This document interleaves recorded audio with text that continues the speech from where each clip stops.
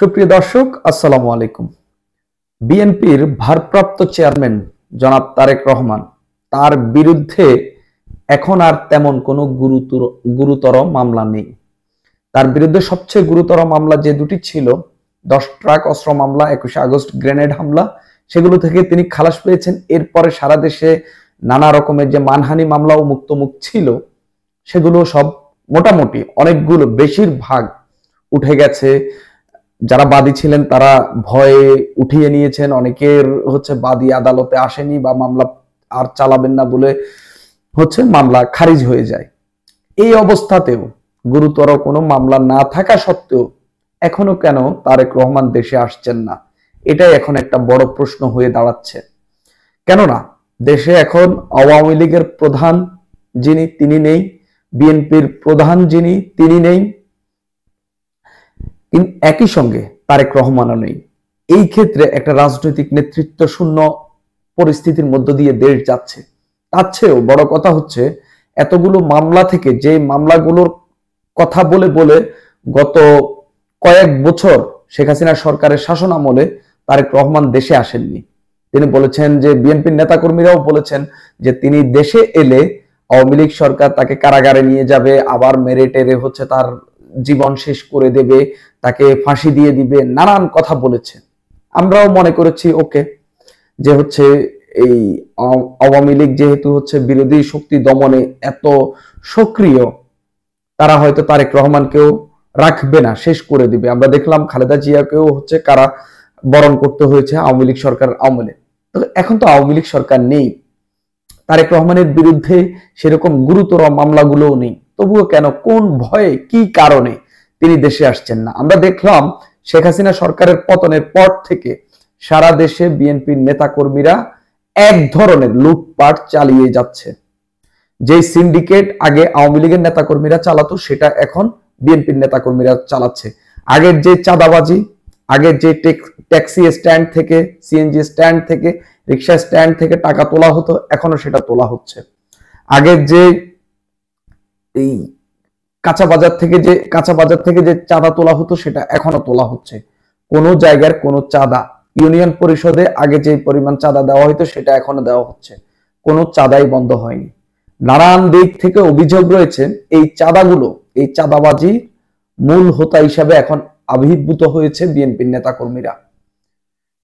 তারেক রহমানের দলটি একের পর এক বহিষ্কার করছে, ব্যবস্থা নিচ্ছে, শোকজ করছে, নানান কিছু করছে। কোনো কিছু কি বন্ধ হচ্ছে? বিদেশে বসে তারেক রহমান দেশপ্রেমের কথা বলছে, কিন্তু বিদেশে বসে আপনি কি কোনোভাবে দেশপ্রেম দেখাতে পারেন? মানে শেখ হাসিনা এই অভ্যুত্থানের পর পালিয়ে গেছেন, তারেক রহমান সে সময় ধরলাম প্রাণ রক্ষা করতে তিনি বিদেশে চলে গেলেন। এখন তার কিসের ভয়? ঠিক এই নিয়ে একটি জরিপ চালিয়েছেন সাংবাদিক, সিনিয়র সাংবাদিক মাসুদ কামাল। তিনি তার যে ইউটিউব চ্যানেল, সেখানে তিনি একটি স্ট্যাটাস দিয়েছেন, সেখানে জরিপের মতো করে সেখানে তিনি লিখেছেন যে বিএনপির ভারপ্রাপ্ত চেয়ারম্যান তারেক রহমানের বিরুদ্ধে এখন আর তেমন কোনো গুরুতর মামলা নেই। আপনি কি মনে করেন, ওনার দেশে ফিরে আসা উচিত? ঠিক গত কিছুদিন ধরে এই নিয়ে কথা হচ্ছিল যে তিনি কেন দেশে আসছেন না। এতদিন তারা বলছিল যে আওয়ামী লীগ, ওইটা সেটা, পুলিশ, নানান কিছু বলছিল, তারা আসলে তাকে মেরে ফেলবে। এখন তার কি ভয়? এই জরিপের যে রেজাল্ট, সেটাও মানুষ চাচ্ছে তিনি দেশে আসুন। তিনি যদি সত্যিকারের দেশপ্রেমিক হয়ে থাকেন, তিনি দেশে আসুক, মানুষ এটা চায়।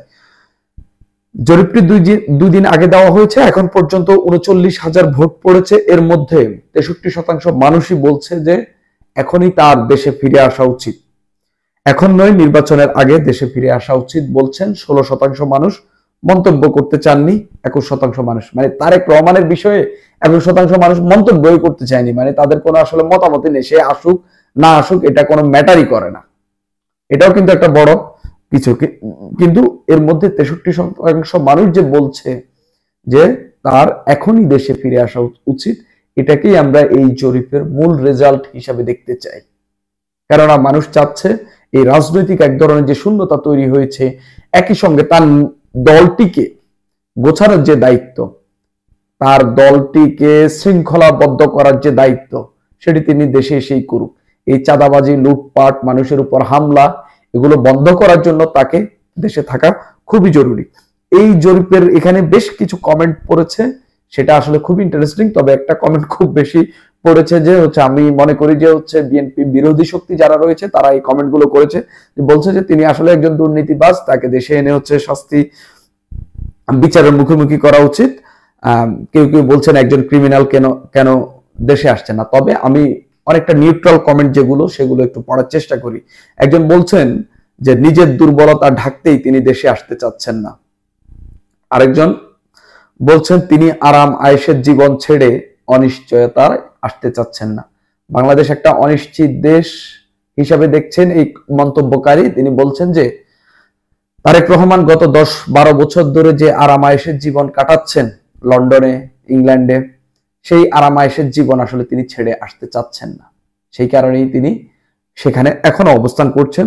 গত ঠিক এই কমেন্টটাই আরেকজন করেছেন যে গত 13, 17, 18 বছর বিদেশে বিলাসবহুল জীবন ধারণ করছে, তার আয়ের উৎস কি? মাসুদ কামাল ভাইকে বলছেন যে হচ্ছে এটা উদ্ঘাটন করার জন্য। এখনো দেশে যা কিছু হচ্ছে তার জন্য সে দায়ী এবং সে অনেক দুর্নীতি করেছে, সেটার বিচার হওয়া উচিত। কেউ কেউ এটা বলছেন, কেউ বলছেন তিনি ভীতু, উনি যখন ক্ষমতার মোয়া হাতে পাবেন ঠিক তখনই ফিরবেন। খুবই ইন্টারেস্টিং কমেন্ট। আরেকজন লিখেছেন ওনার এতগুলো মামলা শেষ হয়ে যাওয়ার পরও দেখা যাচ্ছে যে সে বাংলাদেশে ফিরে আসছে না। এর মানে বোঝা যায় ওনার ভেতরে কোনো দুর্বলতা কাজ করছে। উনি যদি বাংলাদেশের কোনো অপরাধ নাই করে থাকেন এবং তার কোনো মামলা নাই অনেক মামলার নিষ্পত্তি হয়ে গেছে, তারপরে দেশে আসছেন না এবং বিদেশে থেকেই কথা বলতেছেন, দেশে আসতে ভয় পায়, সে দেশের মানুষকে কিভাবে ভালো রাখবে ভবিষ্যতে।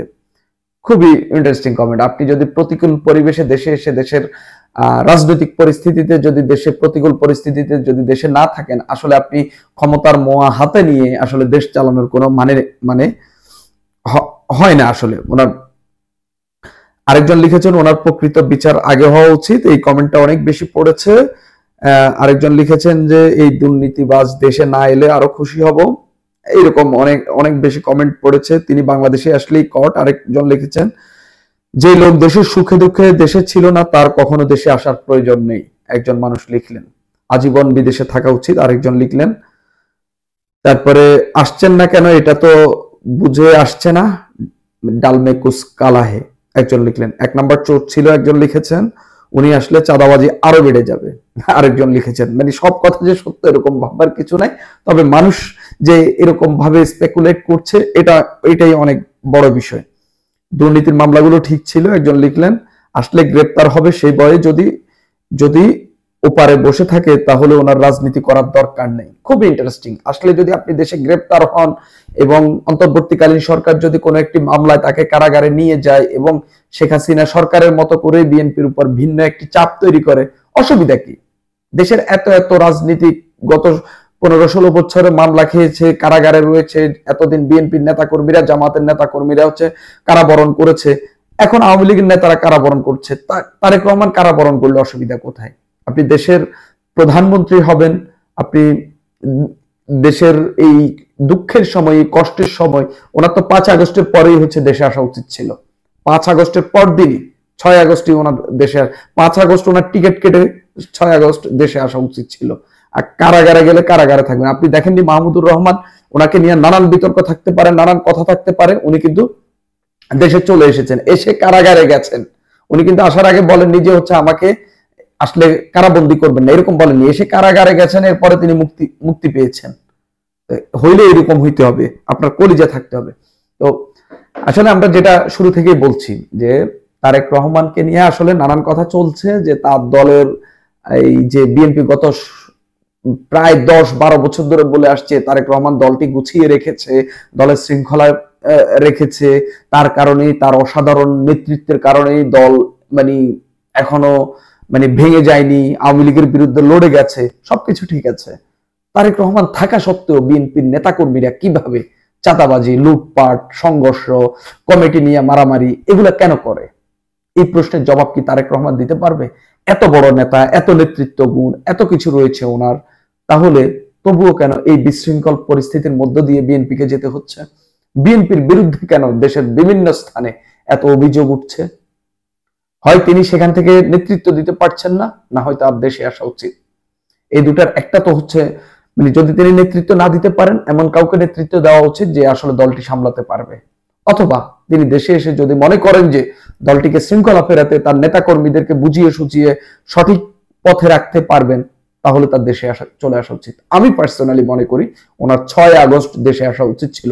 ঠিক যেমন মাহমুদুর রহমান, আমার দেশের সম্পাদক, ঠিক যেভাবে দেশে এসেছিলেন, কারাবরণ করেছেন, একদিন হোক 1 ঘন্টা হোক কারাগারে থেকেছেন, কারো কৃপায় ওইভাবে তিনি আগে থেকে বলে আসেননি আমি আমাকে জামিন দিলে আমি দেশে আসবো, এরকম কি বলেননি। কিন্তু তারেক রহমান মাহমুদুর রহমান হতে পারেননি।